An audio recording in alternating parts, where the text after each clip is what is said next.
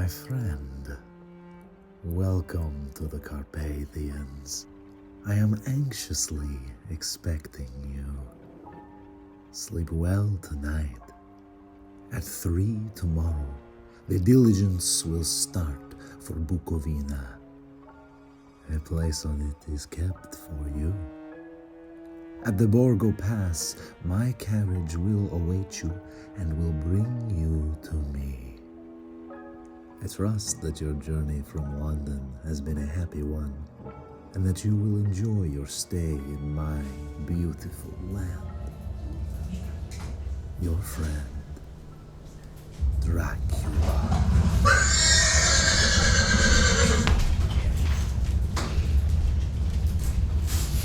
May 4th. My journey through the Carpathians has been fairly uneventful thus far. Had a local dish, paprika hendel, for supper last night. I must get the recipe for Mina, for it was excellent, though very thirsty. Before I departed, she made me swear to faithfully record every detail of my journey, for she wished she could accompany me. I shall not disappoint her. I did not sleep well, despite the comfort of the bed last night, for there was a dog howling all night long beneath my window. Or it could have been to do with the paprika. Now I'm in a coach, sent by the Count to bear me the rest of the way to Castle Dracula, though, like the other transport I've had in this part of the world, it was very late. There seems to be a sort of local superstition where I'm traveling today, for when I told the landlady of my intent, she seemed fixed with terror, and she pressed this on me. I thought it rude to refuse a gift given with such insistence, although, as a Church of England man, I'm not altogether comfortable with idolatry. Now, as I stepped from the coach, the driver disappeared without a word. Now I'm alone. Logically, nothing is wrong. My nerves are simply frayed from the journey, for the coachman drove like a devil, and I heard the howl of wolves. Far too close for comfort. Yet I must not be so easily frighted, for if I were to leave work incomplete for such a flimsy reason, I would be laughed out of the office. Perhaps this is a customary incident in the life of a solicitor's clerk. No, now I am a solicitor. Mina would not like me to forget that. It is nothing. There is no danger here. I have been infected by the superstitious chatter of the local folk, for that crucifix now seems a comfort. I must ask the Count about these curious folk beliefs. He is sure to know. Welcome, Mr. Harker, to my house. Come freely, go safely, and leave something of the happiness you bring. Count Dracula.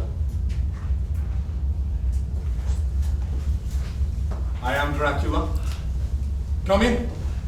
The night air is chill. Give me your case. Oh no, your lordship.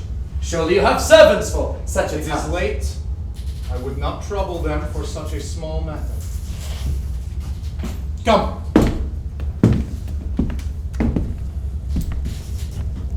Nah. I pray you rest. Be seated. Enjoy the wine.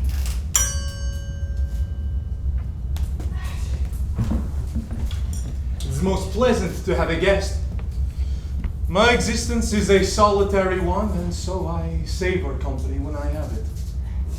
And so I must admit to you another reason for summoning you from England. It is not merely your legal acumen I require. Mr. Hawkins recommends you as a most discreet and obedient young gentleman. I trust he is not mistaken. I will do my best to provide whatever you desire, sir. You come to me not alone, but as an agent of my friend Peter Hawkins to tell me all about my new estate in England. Now, I have read of a anticipating what it is to be there amongst her people, to share in her life, her change, her death. But as of yet, I know only your tongue-through books. To you, my friend, I look that I know it to speak. But, Count, you seem to know English thoroughly. True. I know the grammar and the words, but none there are in your country who would not know me as a stranger. Here, I am master. But a stranger in a strange land, he is no one. You shall, I trust, rest here a while, and by our talking I may learn the English intonation. I would that you tell me when I make a mistake, even of the slightest, in my speaking. I would be the perfect English gentleman. How long am I to stay? 2 months should suffice. Your Lordship, I do beg your pardon, but that's considerable time to be away from my post. I have made arrangements with your employer. He will not suffer from your absence.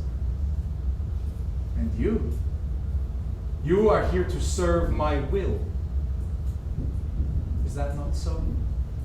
Then I will assist in any way that I can. Excellent. Now, during your stay, you may go anywhere in the castle you wish, except for where doors are locked, where, of course, you shall not wish to go. This is Transylvania. And Transylvania is not England. There shall be to you many strange things.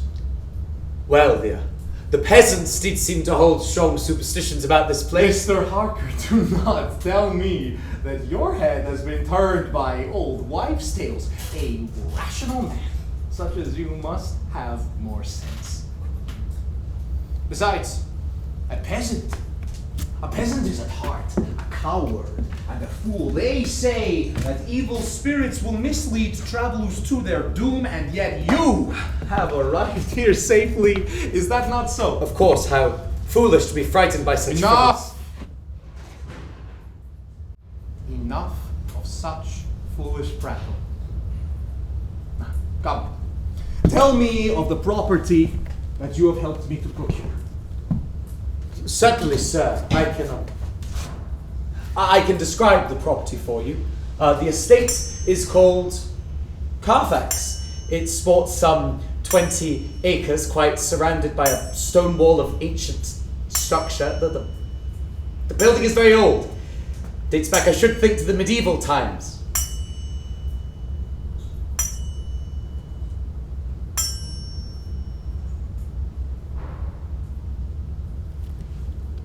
Glad it is old and big.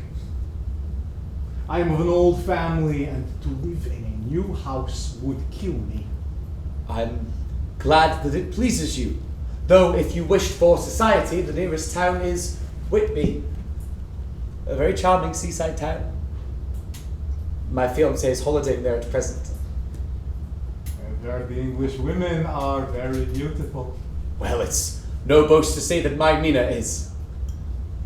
But you are yet unmarried. Perhaps you have sampled some of the local delicacies on your journey. Well, I have found paprika hendel to be most excellent. I was not talking about the food.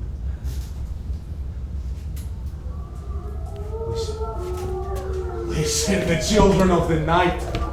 What music they make. Ah. You city dwellers, you cannot enter into the feelings of the hunter. Forgive me. How impolite of me to steal you from your sleep. Your bedroom awaits. You may sleep as late as you will, for I have business to attend to, and shall be absent until the evening. Thank you, sir, for your kind hospitality. Good night. caution you, my friend, against sleeping elsewhere in the castle. For those who do complain of bad dreams. Now sleep and dream well.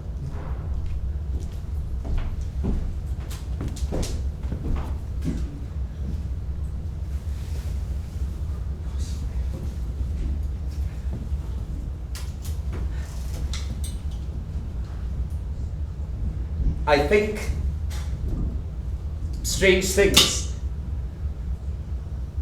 I dare not confess even to my own soul. Now, besides the Count, I've seen no trace of another human. Meals are prepared, dishes cleared, my bed made, but where are the servants? No matter how long I spend walking the corridors, all I see are silent rooms filled with dust. Now, despite the Count's warning, like Bluebeard's bride, I found myself trying every door. Peculiarly, all those that led outside were locked and barred. Now, perhaps this is mere caution. And though I have dined with the Count each night, he never touches food or drink. He watches as I eat, as if feeding vicariously through me, and then plagues me with questions and keeps me until grey dawn light straggles through the narrow windows. Something in his manner, his piercing eyes, his cruel red lip, his firm hand upon my shoulder, I cannot muster the will to interrupt him. I am after all duty bound to obey. Are these details as sinister as my own brain would make them? Or is it merely exhaustion from travel and my new nocturnal existence? Sleep has not come easily since my arrival, and my dreams are oddly vivid. Often, I see Mina in my dreams, or I think that it is her. Always at a distance, out of reach. And yet I must not be unmanned by a fear no more substantial than my own shadow. The Count has been perfectly courteous. His customs are a little odd, yet I've no doubt seem as foreign to him. Good evening, Mr. Harker. Good evening.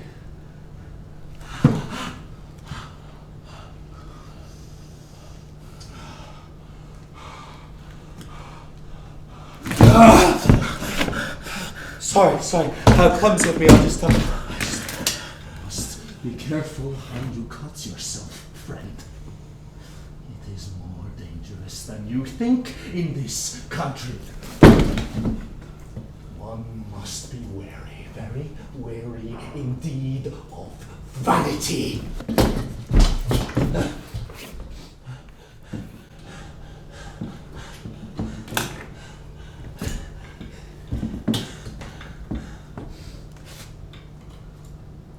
How the devil will I shave now?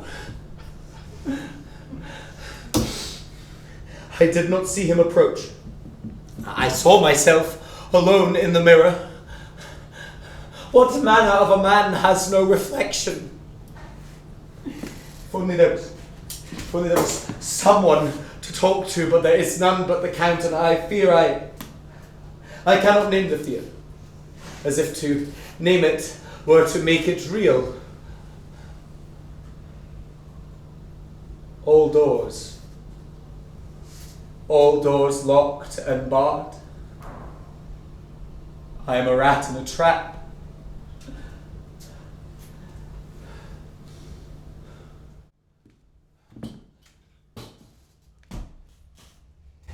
He did not dine with me that night.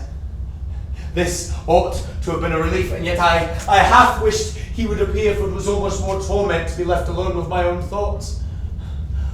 I felt an unshakable conviction that I should not fall asleep, that if I did, he would invade my dreams. To stave off sleep, I wandered the halls once more, desperate to find some proof that this was nothing but some horrible imaginings, but there was no comfort, only locked doors and my own footsteps echoing. In the midst of my despair, I found myself in the library. Seizing on the idea that there might be some useful information here, I set about gathering anything that looked likely to touch on the history or the folklore of this region. The illusion of productive work at least provided a distraction from my unquiet mind. I could almost imagine that I was at home, working late into the night on some case.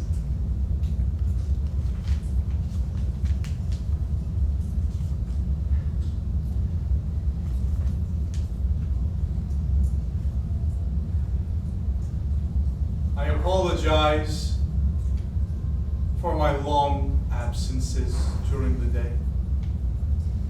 It must be tedious to be so long alone. Not at all. I have passed quite a fascinating day here. You have so many books in English. Indeed.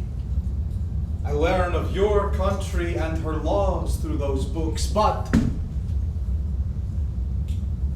you shall tell me better than any book. How does the English gentleman behave?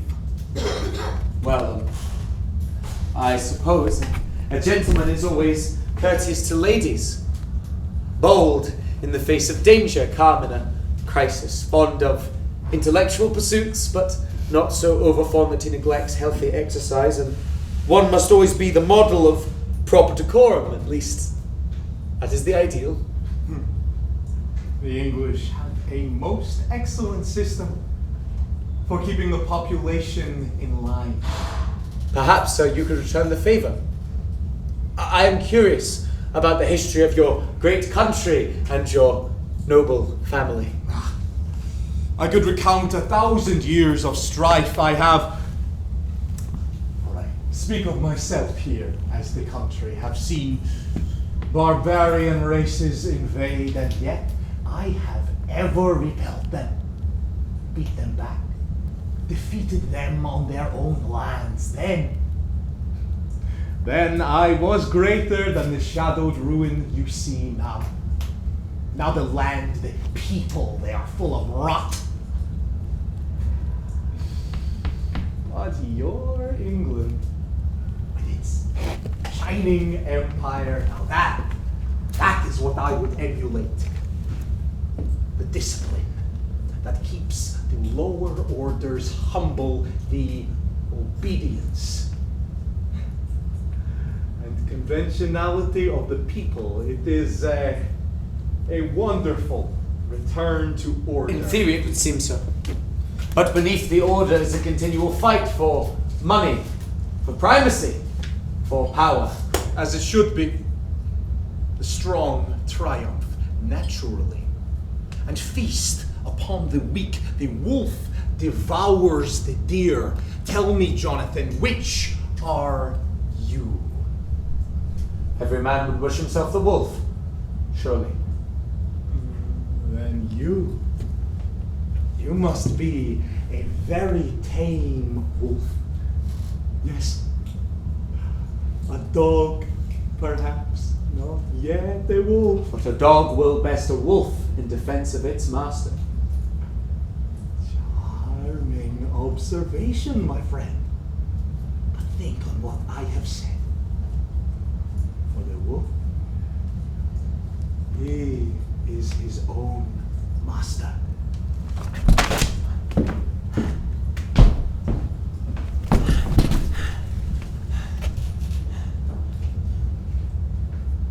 I must not let him rile me. And yet, he has a way of insinuating himself, of getting under my skin. His gaze, it turns me transparent. I will return to the books. Perhaps there is some answer here.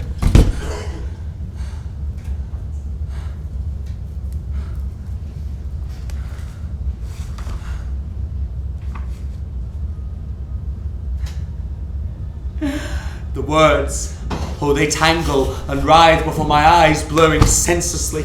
I should return to my chamber, lest sleep overtake me here.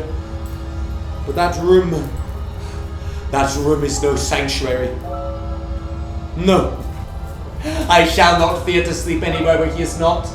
For what bad dream could hold more terror for me than him?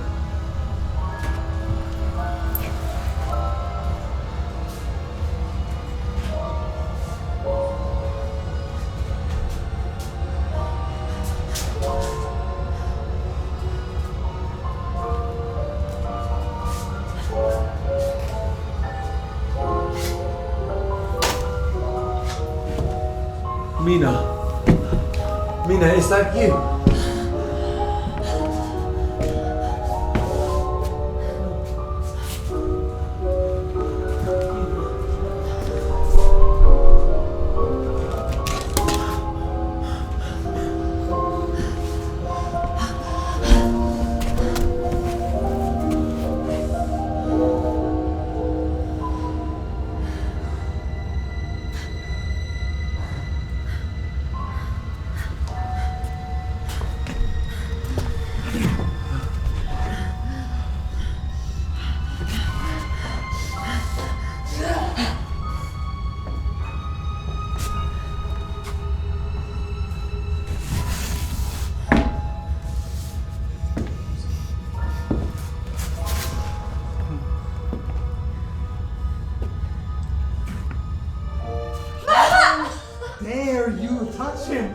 How dare you cast eyes on him when I have forbidden it?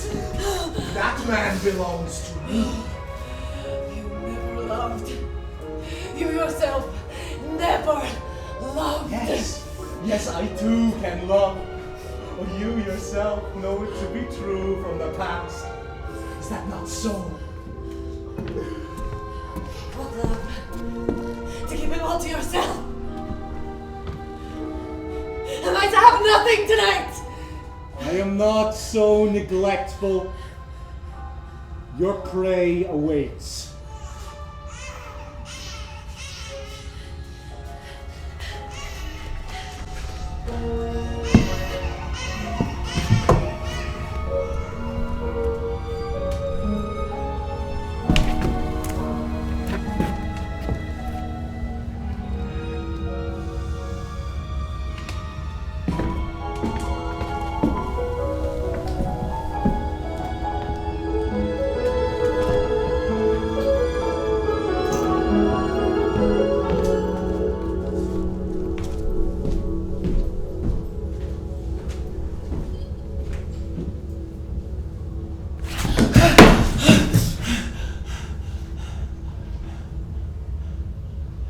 If I did not dream it, it was the Count that brought me here.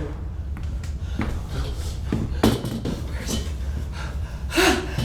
In his haste he did not take my journal. I know not whether he may read shorthand, but I'm sure had he known its contents, he would have destroyed it. For every other piece of paper, my money, my identification, and my travel plans all are gone. Anything that would aid me in my escape, gone. At least I have the solace of writing, and yet I hesitate to write, for I cannot tell what was fact and what was dream. That terrible woman, with her sweet, rank breath and those red lips. I felt in my heart a wicked, burning desire that she would kiss me with those lips. It is not good to note this down, lest someday it should meet Mina's eyes and cause her pain.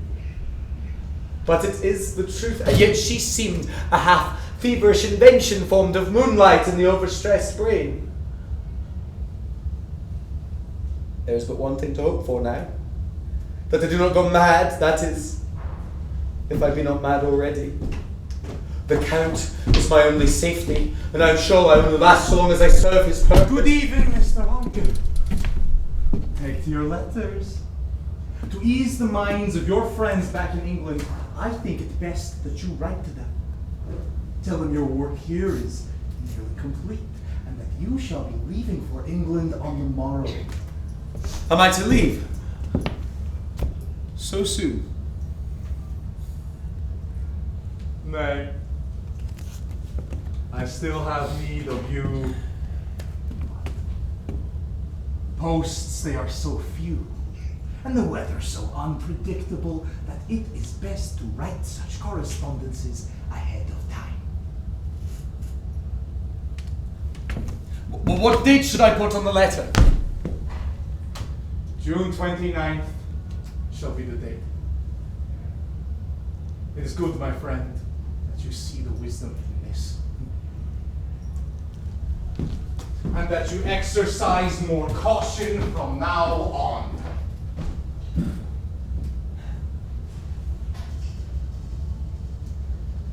I now know the span of my life. I cannot disobey him. That seems the surest path to a swift end. All I can do is prolong my opportunities. Undoubtedly, he will read these letters. I must write them as though he were looking over my shoulder. But perhaps I can warn Mina, for I may write to her in shorthand. If I could conceal it, then maybe I could... No. She could not help me. Any help would come too late. But it is a risk worth taking, for though it may hasten my end if discovered, it may protect her. For my own preservation, I can only wait for the dawn and hope that fortune favors me. A vague hope indeed.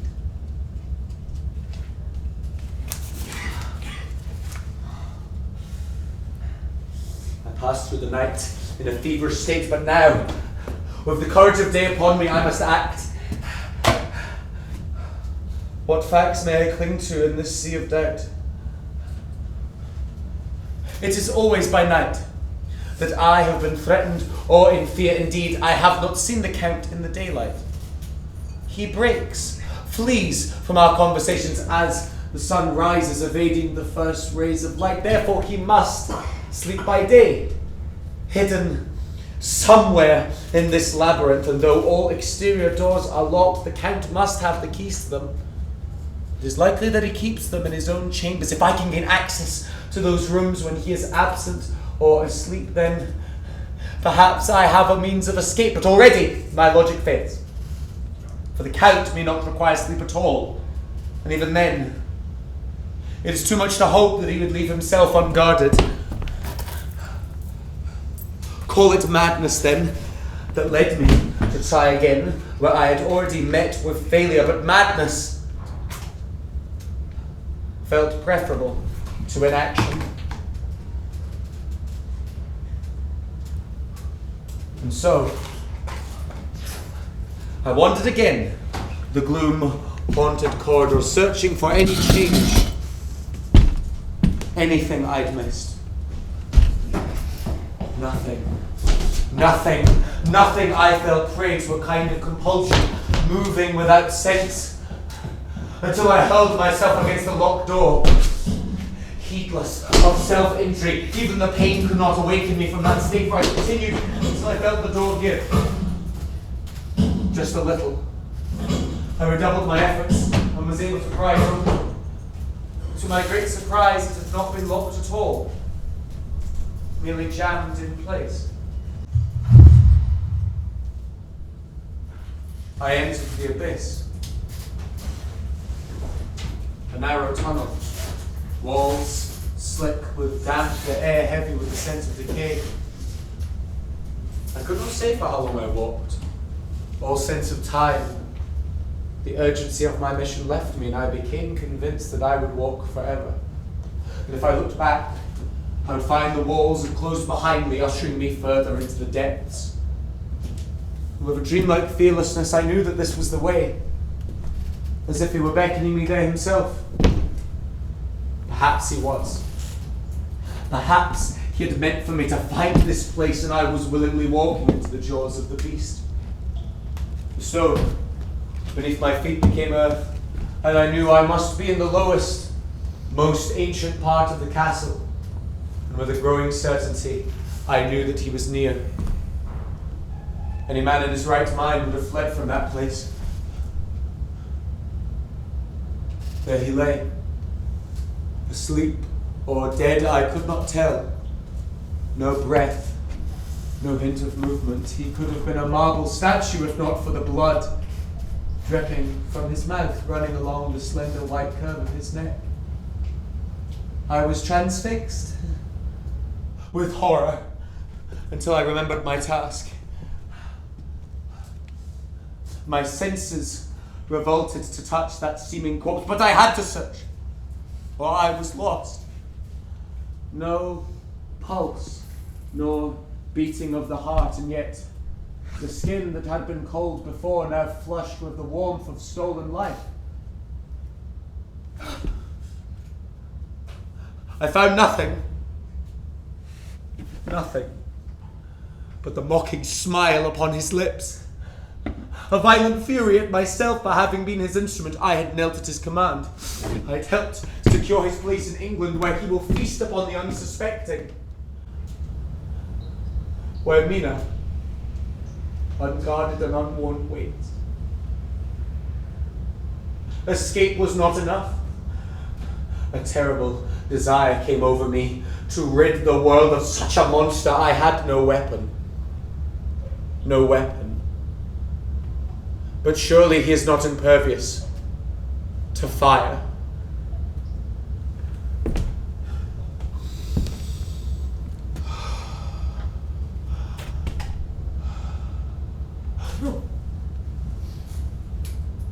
Good evening, Mr. Harker. I apologize. The door lay unlocked. You have broken no rule. No apology is necessary, for no guest of mine could be of any harm to me. That would be an insult to my hospitality, would it not, Jonathan? Yes. So, it is impossible that a civilized English gentleman such as yourself could commit such a sin against courtesy. You surely did not wish to harm me, did you, Jonathan? No, sir. Oh, an excellent lie. You're a strange creature, Mr. Harker. Return to your chambers. You shall attend me at supper.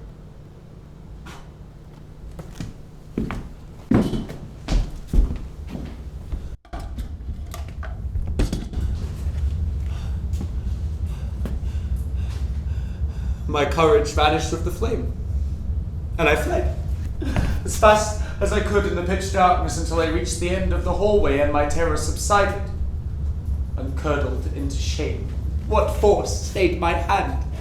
I could have rid myself from this nightmare but for that moment of inexplicable weakness that seized me when I saw his face in the candle's glow. And now, as I await him, I am gripped by a growing certainty that my transgression will not go unpunished. He has let me go, only to inflict the double pain of anticipation. For now, my mind teems with 100 sickening fantasies. I pray for another attack of that unnatural bravery. I shall not give him the satisfaction of seeing my fear.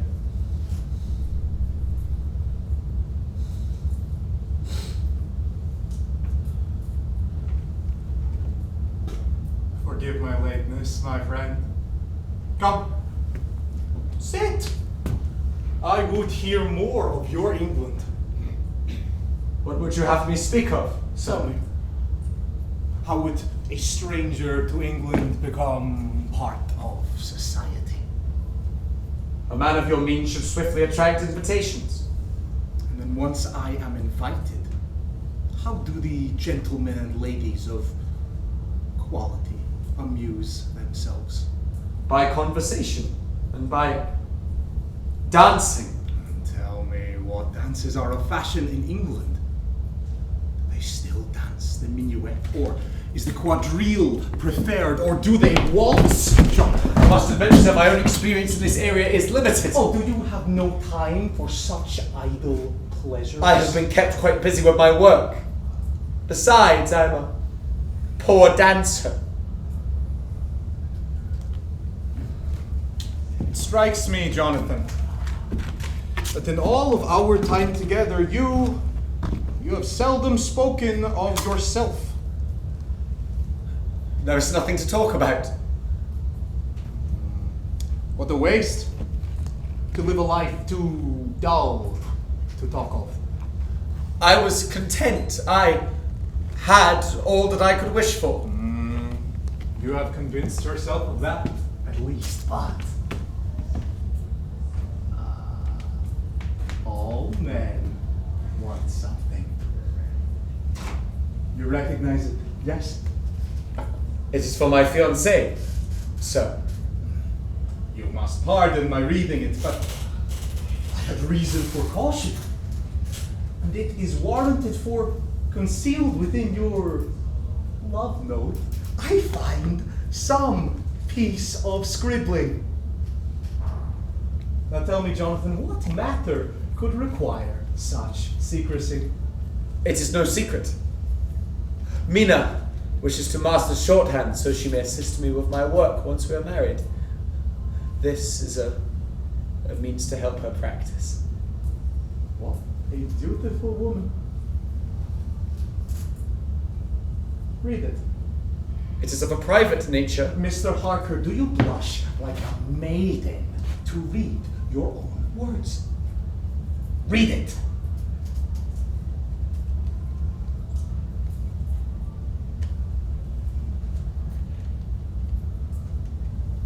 My love, I have thought of you every day since we were parted. In the long, dark evenings, I have missed your gentle company, our winding conversations, your bright eyes, the smile that plays about your lips whenever I speak foolishly. It amazes me still that a woman such as you should love one so little worthy of her. I long to be at your side once more.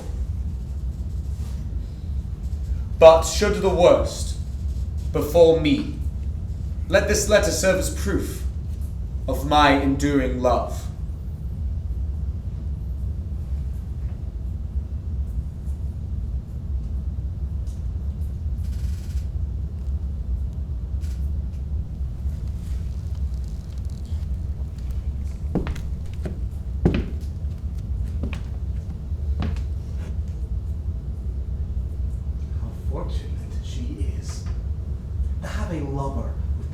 So fondly of her, even when he is so far from home. Perhaps when I am in England, our paths shall cross. I would like to meet the woman who inspires such worship. Oh, how careless. Apologies, my friend. Surely with such a muse it shall be a simple matter to pen another letter.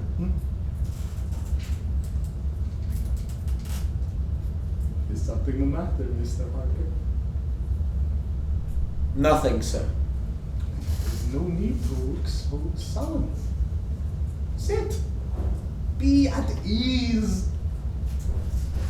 Sit.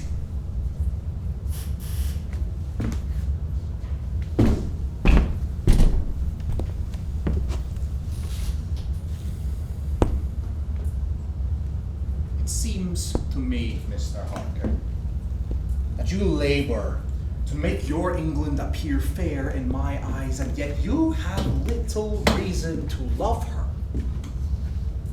Your own life there is pale and grim, brightened only by the touch of a woman, which may be enough while she is young and beautiful, but what of the slow march between marriage and the grave, where beauty withers and the bridal bed grows cold.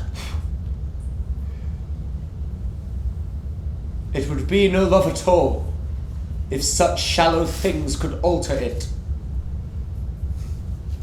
You seem in a most disagreeable mood tonight, Mr. Harker. Perhaps tomorrow shall find you in better spirits.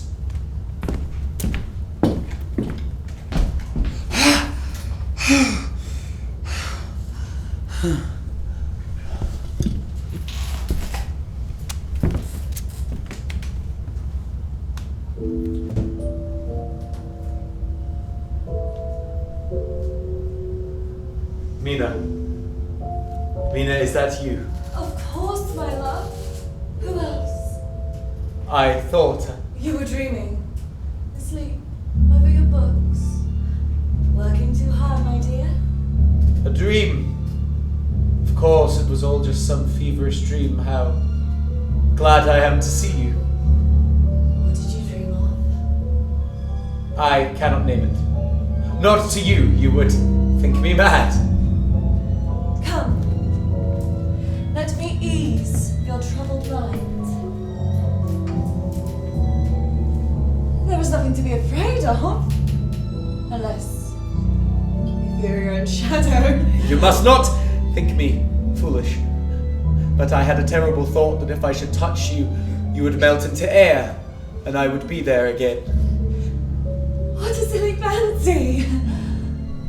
Am I not flesh and blood? Am I not your Mina? Yes. Then come, kiss me. Unless there is some other reason why you hesitate. Why, Jonathan, is something preying on your mind? No matter, I shall cleanse it from you. Just let me in. No! No, you are not her. Why, Jonathan, you must be mad not to know your own bride. You would corrupt my very memory of her. You are nothing like her.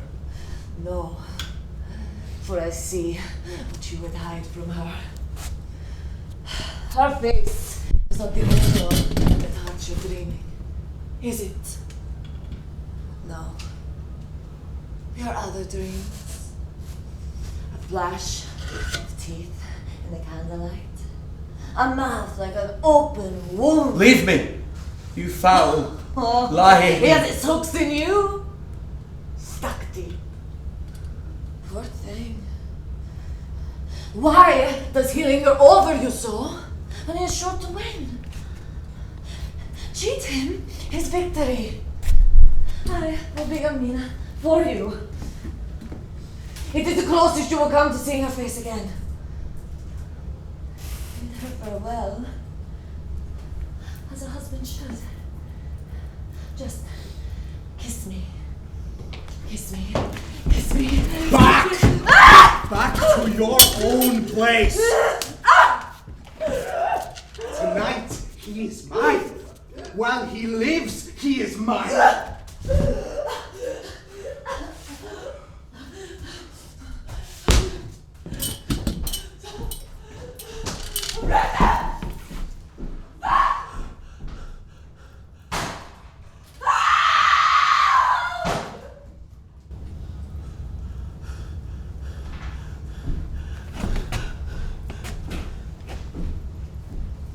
Jonathan, my friend, you must be more careful. Please, leave me alone.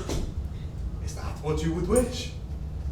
I could leave you to her tender kisses. You would like that, yes. No, just... please don't.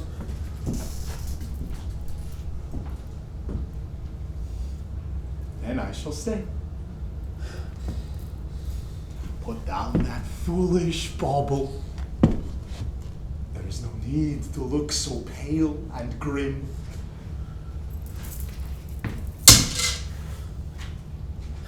You worry that to yield is weakness. Is it weakness to know one's own desires? And once knowing to seize them. Your head is full of what others may think. Your God is not here to pass his judgment.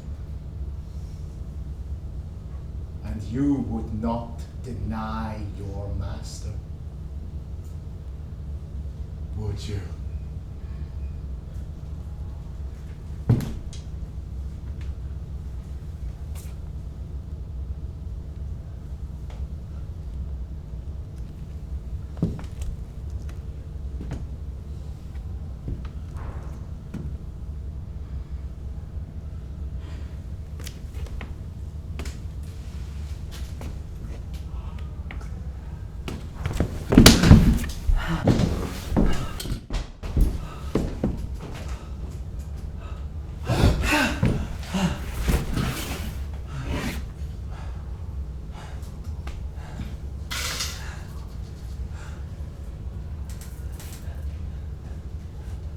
I cannot write it. I cannot think it. I must leave. I must. Why do I delay? He toys with me. Those damned eyes watch my every move, and he knows that I know that I am trapped. But I watch him too. He has taken a suit of my clothes and wears it out to what wicked end I can only speculate. It ensures that no one will come to my rescue, for they have seen me go abroad unharmed. And when he goes, he does not leave by any door, but by scaling the walls like a spider. I could do the same. In the event of failure, the steepness of the drop would provide a swift end. Better to die in the valiant attempt, and die a man, than wait in agony. And yet my cowardice prevails, or not cowardice, but a kind of fascination that keeps me here despite myself. When he returns, his eyes are bright and blazing with life, and he compels me to sit with him and talk of England. And like Scheherazade, I sit till dawn, telling tales to preserve myself. I never fancied myself much of a storyteller, but he drinks in every word and draws close until I can smell the iron scent of blood upon him, upon those red lips. And though I know him to be a fiend, the knowledge seems dim and distant under his gaze. Yet if I stay, I am lost. I have stalled with indecisive fear for too long, for tomorrow is the date of the letter that he had me write. Beyond that, my fate is sealed. Good evening, my friend. Tomorrow we must part. It pains me that I must be absent, for I would bid you farewell. Why am I not go tonight? My horses and coachmen are away on a mission. Oh, I would gladly walk. What of your baggage? I may send for it another time. I would leave at once. The roads, they are rough and treacherous for the traveller. If you would insist, then the door stands unbarred. But my friend, for your own safety, I must ask that you stay. How kind of you to feign such care over my safety, sir. Feign? Why, I would not allow harm to come to a guest of mine. There it is. That smile. That smile that Judas in hell would be proud of. You smile. And smile. And you know, and I know that you do not intend to let me leave this place alive. So why not? Why not let us end this interminable game?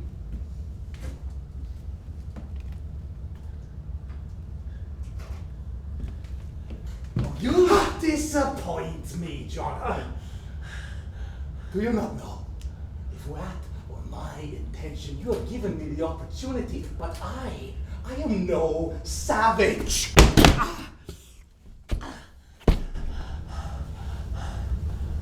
I am a gentleman. You've preserved your life at every turn. Then what do you want from me? Please, please. I would bargain anything to be out of this accursed place and safely home. Anything. Anything.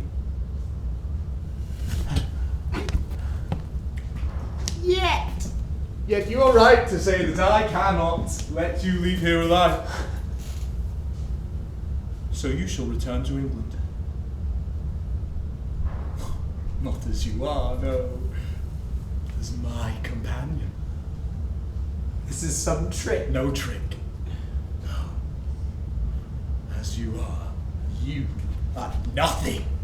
You know this to be true, and with every beat of your heart it torments you. You would wish yourself a marble saint rather than a man of flesh and blood subject to your own frailties. I can purge you of that weakness.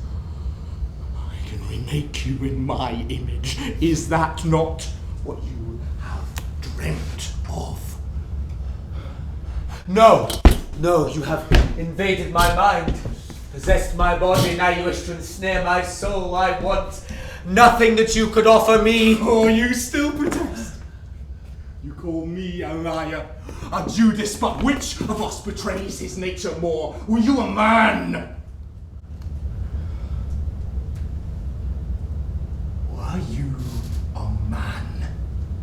You would not run from your reflection.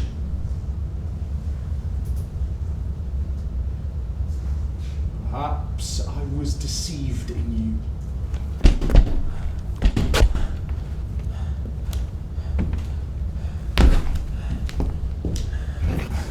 And yet,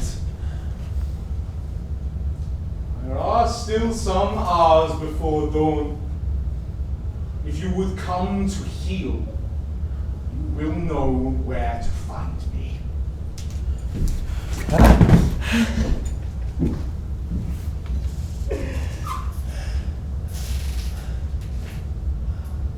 I should pray. Commend my soul to God. If he can find me in this place. Our Father, who art in heaven, hallowed be thy name. Forgive me, Lord, but there is no comfort in the words I can no longer deny. I have lived my life in shame, unable to look upon myself, but he has seen me, seen my soul stripped bare, and he seems so much more vital, so much more alive in his living death than this pale shadow of myself. Without him, there is no path forward.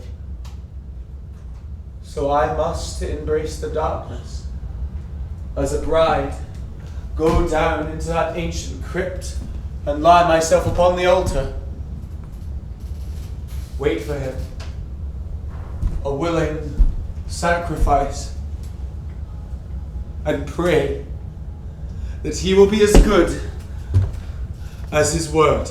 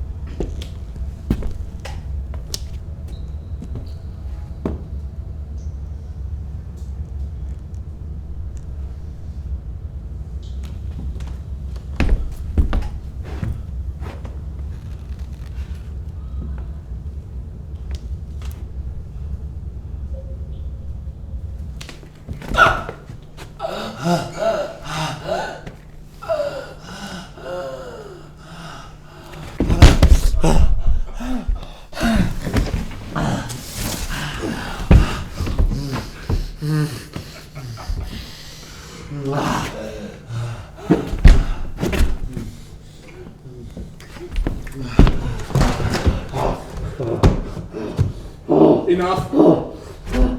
Enough!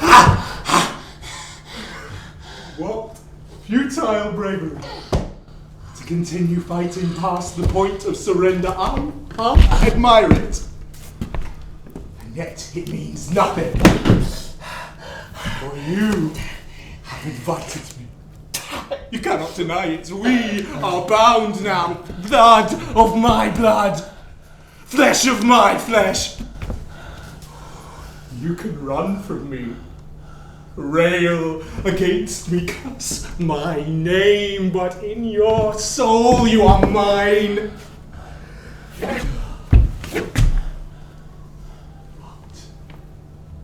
dog bites the hand that feeds him must be brought to heel. No matter, you will run in time.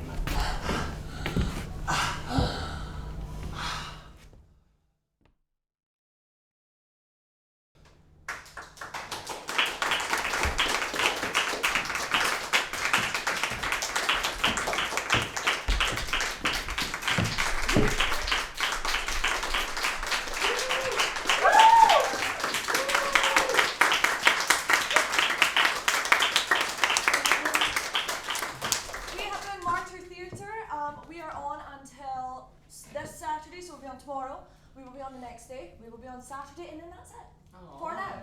So please spread the word. We mostly get people coming in through word of mouth. Tried our flyer and that works too sometimes. Tell your friends, tell your family, tell your toxic exes. Tell them what I want to call them after this. Yes. Yeah. Then, yeah.